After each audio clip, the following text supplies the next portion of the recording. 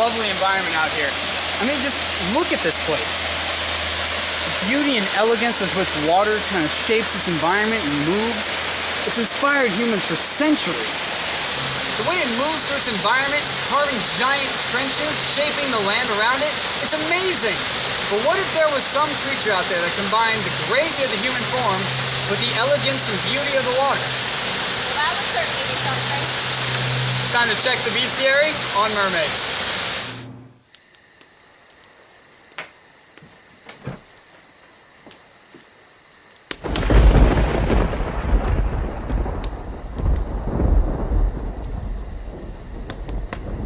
Wherever there's water, there are myths of magical people that live beneath it. From China's eastern coast to the Caribbean islands, stories of seafarers encountering submarine creatures with the torso of a woman and the tail of a fish abound.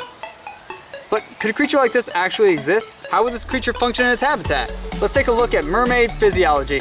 Now, upon encountering one of these denizens of the deep, the first thing you're likely to notice is their upper body. Morphologically speaking, the upper torso of most mermaids is virtually indistinguishable from that of a human female. Long, flowing hair is a staple, the appearance of mammary glands is, well, apparent, and their outward appearance would suggest a lack of scales, with silky, smooth skin, just like us. Human similarities end when you get to the waist, however. A long, powerful tail takes the place of legs on these creatures, allowing them to propel themselves quickly and efficiently through their environment. Now, while the mermaid's tail does offer a lot of forward momentum and a lot of good propulsion for the creature, they would have a harder time steering.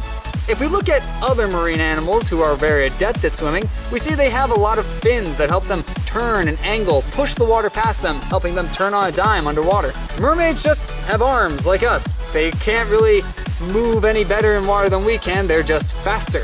Now, it is a worthwhile question to ask whether or not a mermaid's tail would have scales. Mermaids are always described as being half human, half fish. But if they were half fish, then they would likely have scaly tails. But what if they weren't? I propose that a mermaid is not at all part fish, but instead an aquatically adapted mammal. Let's take a look at the evidence. So let's take a look at the two things that all mammals on the planet have. Every mammal on Earth grows hair and produces milk for its young using mammary glands. That's 2 for 2 so far on the mermaid mammal scale. I mean, look at them. They've got long hair and, well, it's hard to say those aren't mammary glands. But don't mermaids live underwater? Don't all mammals need to breathe?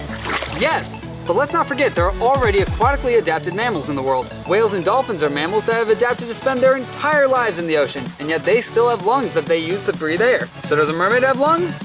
Yes, and we can be absolutely certain that mermaids have lungs. How, you might ask? In almost every single story that involves mermaids, they sing.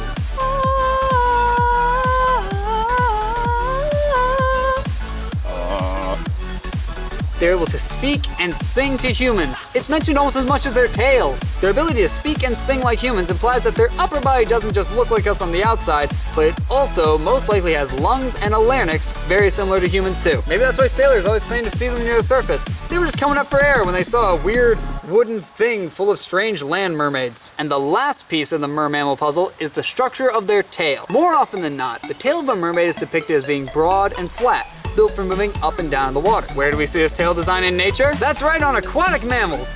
Dolphins and dugongs, whales and walruses.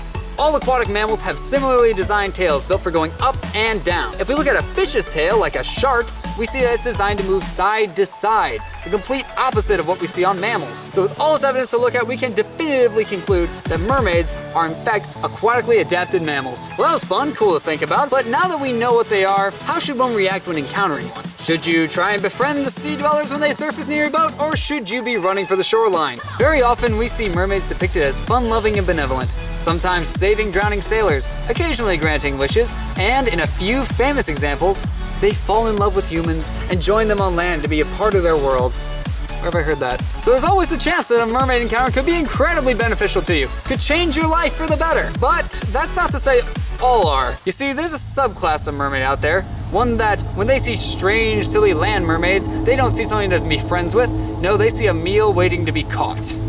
These are the sirens. Most famously recorded in Homer's Odyssey and other stories from around the Mediterranean and the Caribbean seas, sirens are a predatory variety of mermaid specialized in hunting human prey. The greatest weapon that a siren has is her voice. Siren song. It's been accounted for centuries. Their singing has been reported to have hypnotic effects on men, driving them towards the source against their will, just to crash their ships on rocks and dive into the water. Once they're in the water, well, it's dinner time for the siren. The second tactic a siren uses while hunting is simple: bait. A siren will often surface near the shoreline or maybe near a small boat with a small crew.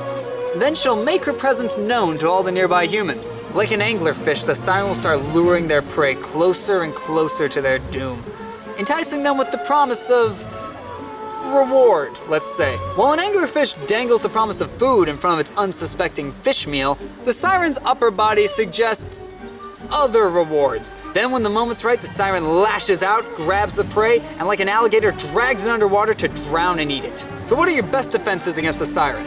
Well, first off, bring a woman on board your ship. Women are often immune to the hypnotic effects of siren song, and will be able to take control of the ship should the males of the crew all become lusty slaves of the music. Another strong defense against siren song was employed by the musician Orpheus, who, when encountering it, played his own music to cancel it out. When the neighbors rock hard, rock harder. If all else fails, plug your ears, go la la la, and drown it out any way that you can. And as for defense against their fishing tactic, the best advice is don't take the bait. If an unknown beautiful woman appears and entices you to join her in the water, don't! Well, ask to see her legs, and if she doesn't do that, then don't! Stranger danger. Stranger danger! All mermaids are smart, as evidenced by their ability to speak and to craft tools. A siren will use her intelligence to try and tempt you into the water, so get as far away as possible, as fast as you can. Once you're in the water, you'll have little to no way of defending yourself against the siren's attack, because let's face it, they're adapted to the water, you're not, and they can drag you down to crushing depths in the blink of an eye. But where would you find mermaids? Well, for years there were reports of mermaids at sea, though over time many of these sightings were revealed to have been dolphins, manatees, or other marine life that lives near the surface of the water. I mean, it's kind of funny to imagine a sailor who's been out at sea so long, he sees what we call a sea cow and goes, "Oh, that's a beautiful lady. God, I miss my girlfriend." But who knows? The ocean's a big place. Maybe explorers really did see something magical under the waves. I guess you'll just have to search wherever there's water. Many stories of mermaids benefiting humans represent the personification of the sea in the most literal way possible. I mean, what better to make something appear human than to put a human face on it? We think water and the human form are both beautiful. They've been staples in our art for centuries, so it only makes sense we put them together. They also represent a magical nature to the sea, all the things that aren't yet known about it, while sirens represent the dangers of temptation and also the very real power that the ocean holds for sailors. Every year, a few poor souls are pulled out to sea by riptides, and the siren legends likely grew around people disappearing at sea. So that's mermaids, the gorgeous submarine species that can delight or devour. Be they benevolent or bloodthirsty, human beings are fascinated by mermaids, with some even fashioning their own tales to swim with. They're in our stories, our movies, our art. With so much fascination and admiration about them, there's likely always going to be a new mermaid tale out to keep us entertained.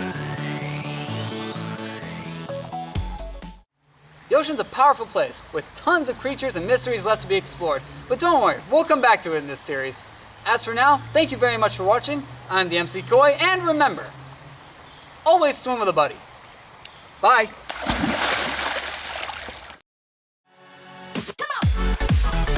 You would not believe how many mosquito bites I got trying to film this video. I hope you enjoyed it, learned a little bit about these crazy things called mermaids. I'm having a lot of fun making these, and I really hope that you're enjoying them. Again, a special thanks to Fox, who played my mermaid in this video. I've also got to thank Robert, who helped out with some of the camera work.